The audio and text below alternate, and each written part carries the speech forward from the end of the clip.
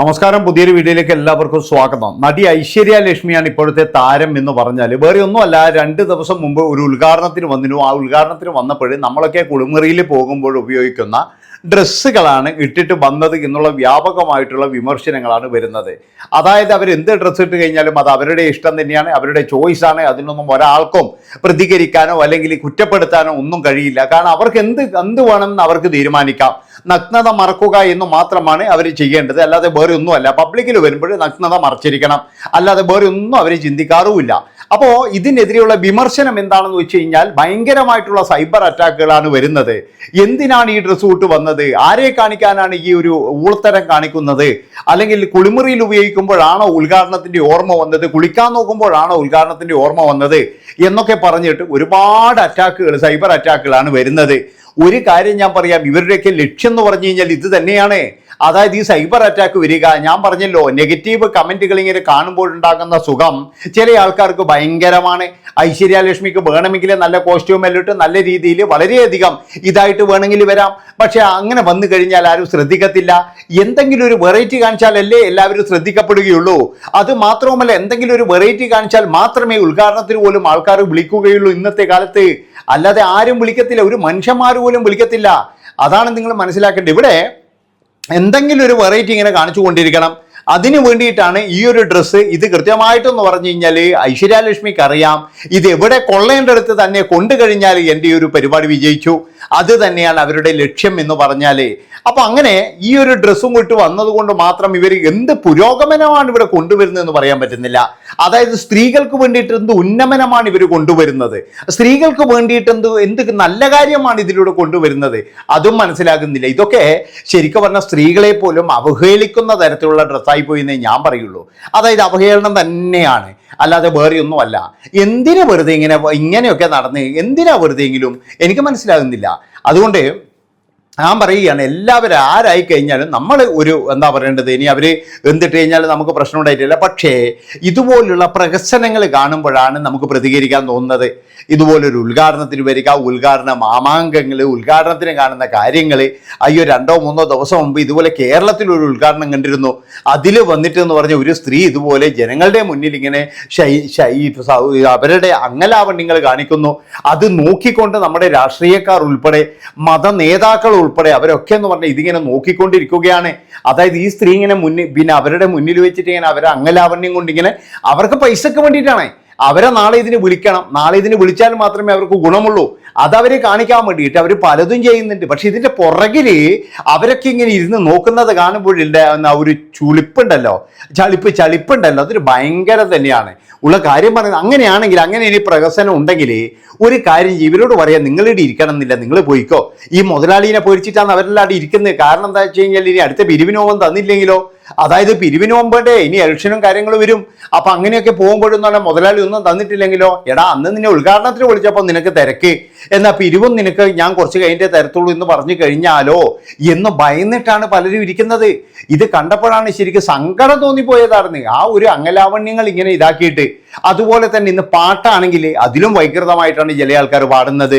പാടിന്റെ കൂട്ടത്തിൽ ഇപ്പോഴും എന്ന് പറഞ്ഞു കഴിഞ്ഞാൽ തുണി അഴിച്ചിട്ട് ഇങ്ങനെ ആൾക്കാർക്ക് എറിഞ്ഞു കൊടുക്കുക, ഇങ്ങനെയുള്ള കലാപരിപാടികൾ വരെ ഉണ്ട് എന്നാണ് പറയുന്നത്. അത് നിങ്ങൾ ആലോചിച്ച് നോക്കണം. പണ്ടൊക്കെ എന്ന് പറഞ്ഞു കഴിഞ്ഞാൽ വളരെയധികം മാന്യതയോട് കൂടിയിട്ട്, മാന്യത എന്ന് പറഞ്ഞു കഴിഞ്ഞാൽ നമ്മുടെ ഡ്രസ്സ് നമ്മുടെ ശരീരം കാണാതിരിക്കാൻ വേണ്ടിയിട്ടാണ്. അതാണ് മാന്യമായ ഡ്രസ്സ് എന്ന് പറയുന്നത്. അല്ലാതെ നമ്മൾ പകുതി ശരീരഭാഗങ്ങൾ പ്രദർശിപ്പിച്ചുകൊണ്ട് നടക്കുമ്പോൾ അതൊരിക്കലും മാന്യതയുള്ള ഡ്രസ്സാണെന്ന് പറയാൻ പറ്റൂല. അങ്ങനെ ഡ്രസ്സും ഇട്ടിട്ടാണ് ഇപ്പോഴും പാട്ടുകൾ വരെ ചില ആൾക്കാർ പാടുന്നത്. ഇത് കാണുമ്പോൾ തന്നെ എന്ന് പറഞ്ഞ് നമുക്ക് ആകമാനം ഒരു അറപ്പ് തോന്നും എന്നാണ് എനിക്ക് പറയാനുള്ളത്. അതിലിപ്പോഴെന്ന് പറഞ്ഞാൽ നന്ദഗോപൻ ഭജൻസ് എന്ന് പറയുന്ന ഒരു ടീം വന്നതിന് ശേഷം ഇമാതിരി കോപ്രായങ്ങളൊക്കെ ഇനി സൈഡിലേക്ക് പോകേണ്ടി വരും. കാരണം ഇമാതിരി കോപ്രായ ടീമിനെയൊക്കെ എന്ന് പറഞ്ഞാൽ ഇനി അമ്പലത്തിലേക്ക് അടുപ്പിക്കുമെന്ന് എനിക്ക് തോന്നുന്നില്ല. അമ്പലത്തിന്റെ പേരും പറഞ്ഞിട്ടാണ് ഇവരൊക്കെ ഇങ്ങനെ അഴിഞ്ഞാട്ടം നടത്തുന്നത് എന്ന് കാണുമ്പോൾ തന്നെ നമുക്ക് ഇവരോട് പുച്ഛാണ് തോന്നുന്നത്. അതായത് എന്തിനാണ്, ഞാൻ പറഞ്ഞല്ലോ, പാട്ടിലായി കഴിഞ്ഞാലും അതുപോലെ ഇതുപോലെ ഉദ്ഘാടനമായാലും ഡാൻസിലായാലും ഒക്കെ എന്ന് പറഞ്ഞ് ഇന്ന് ഒരുപാട് ആൾക്കാർ വരുന്നുണ്ട്. അതുകൊണ്ട് തന്നെ എന്തെങ്കിലും ഒരു വെറൈറ്റി അവിടെ മാറ്റി പിടിക്കണം. അതിന് ഏറ്റവും കൂടുതൽ ആൾക്കാർ നോക്കുന്നത് എന്താ അറിയുക, തുണി തന്നെയാണ്.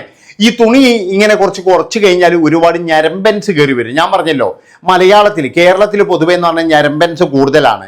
ഈ ഞരമ്പന്മാർ മുഴുവൻ കയറി വരും. ആ ഞരമ്പന്മാരാണ് ഇവരുടെ ശക്തി എന്നാണ് എനിക്ക് പറയാനുള്ളത്. അതുപോലെ തന്നെയാണ് ഐശ്വര്യ ലക്ഷ്മി ചെയ്തതും അത് തന്നെയാണ്, വേറെ ഒന്നുമല്ല.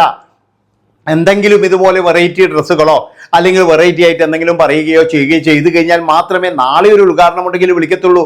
അല്ലെങ്കിൽ ഐശ്വര്യ ലക്ഷ്മി വന്നു, അവരങ്ങ് വന്നു, അവരങ്ങ് പോയി, അതാണ് മനസ്സിലാക്കേണ്ടത്. പക്ഷേ എന്തെങ്കിലും ഒരു വെറൈറ്റി ഉണ്ടെങ്കിലോ നാളെ വരും.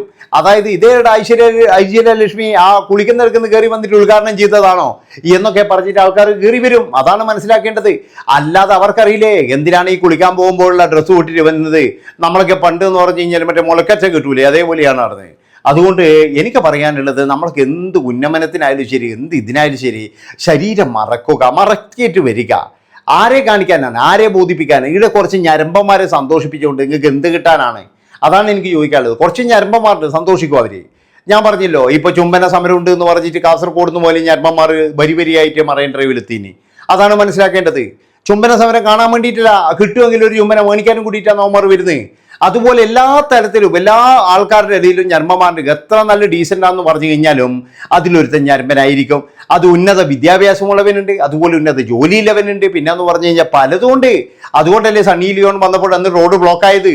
സണ്ണി ലിയോൺ വന്നപ്പോൾ റോഡ് ബ്ലോക്ക് ആകണമെങ്കിൽ മലയാളികളുടെ ആ ഒരു ദാരിദ്ര്യം എവിടെ എത്തി നിങ്ങളൊന്ന് ആലോചിച്ച് നോക്ക്.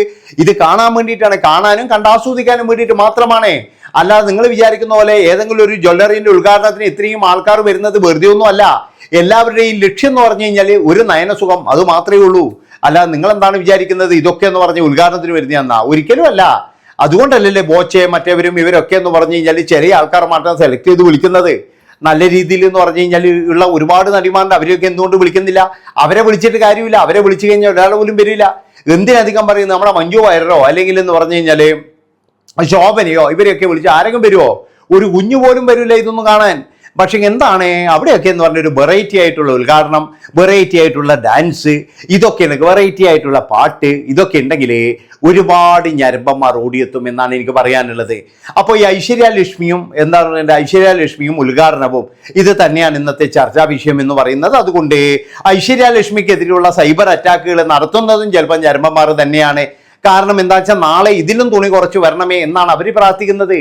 ഞാൻ പറഞ്ഞല്ലോ, നരമ്പന്മാർക്കുള്ള ലക്ഷ്യം എന്ന് പറഞ്ഞു കഴിഞ്ഞാൽ ഇതുപോലെയുള്ള കാര്യങ്ങൾ പ്രതികരിക്കും, അത് മാത്രമാണ്. അതുകൊണ്ട് എനിക്ക് പറയാനുള്ളത് എന്താണെന്ന് വെച്ച് കഴിഞ്ഞാൽ നമ്മൾ എന്ത് ധരിക്കണമെന്ന് നമ്മൾ തന്നെയാണ് തീരുമാനിക്കേണ്ടത്. പക്ഷെ അതിലെന്ന് പറഞ്ഞു കഴിഞ്ഞാൽ ഒരു എന്താ പറയുക, ഒരു മാന്യത, ഒരു ഇത് കണ്ടെത്താൻ നമ്മൾ ശ്രമിക്കണം. അല്ലെങ്കിൽ എന്ന് പറഞ്ഞാൽ മറ്റുള്ള തലമുറയ്ക്ക് എന്ത് സന്ദേശമാണ് കൊടുക്കുന്നത്? കുളിക്കാൻ പോകുമ്പോഴേക്ക് ഒരു ഉദ്ഘാടനം ചെയ്യാൻ വന്നതാണോ? അല്ലെങ്കിൽ നിങ്ങൾക്കൊന്നും വേറെ പണിയില്ലേ, ജോലിയില്ലേ എന്നൊക്കെ പറഞ്ഞിട്ടുള്ള ഒരുപാട് കാര്യങ്ങളാണ് വരുന്നത്. നന്ദി, നമസ്കാരം.